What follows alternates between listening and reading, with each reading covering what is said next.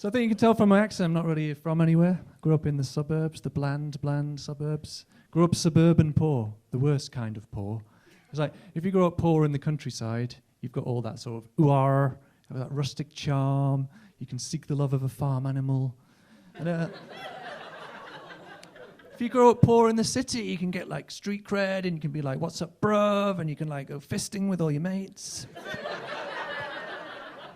All that. Suburban poor, you've got nothing. We were so bored growing up, me and my sister, we would pretend to be cars going around the house. Because we'd grown up in the suburbs, it didn't like occur to us to like drive fast around the house and be like a screech, handbrake turn into the living room. No, we would just go around and like do the indicators. Yeah, I'm just waiting to turn into a driveway.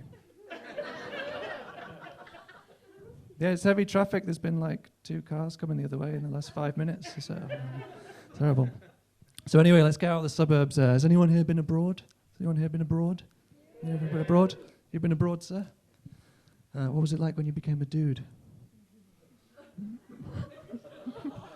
Difficult. Yeah, I've been abroad. I used to be a high-class prostitute in the Middle East. My boy milk brought all the sheikhs to the yard. And their life is better than yours.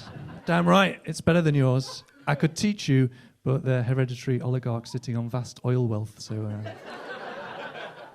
you will find it hard to get into. I recently went to the US and I was watching the news in the US. The news in the US is fantastic. It's mental, right? They were talking about North Korea and they went, it's a totally totalitarian state.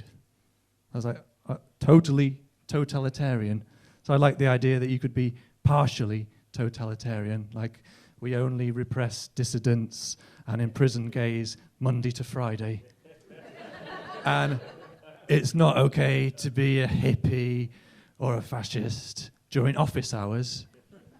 But at the weekends, we all just chill and go dancing. And then Monday, back to totalitarianism. Yeah. And then they called North Korea, they called North Korea the reclusive nation. I like the reclusive nation. I like the idea that nations are meant to go out and be sociable.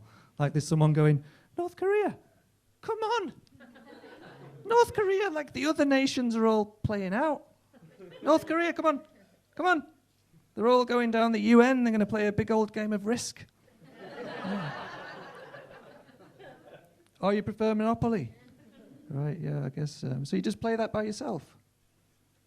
Oh yeah, you're right. No, it is in the logic of the game that ultimately you want to be alone, and yeah, it's and like a Monopoly, isn't it? Yeah, yeah, and you do see it a lot at Christmas, don't you? When one person in the family gets ahead, and then they're just crushing the others who've become bored and alienated, teaching them a valuable lesson in free market economics. So yeah, no, I can see why, as a communist nation, you would find that it exposes the inherent wrongs of capitalism, yeah.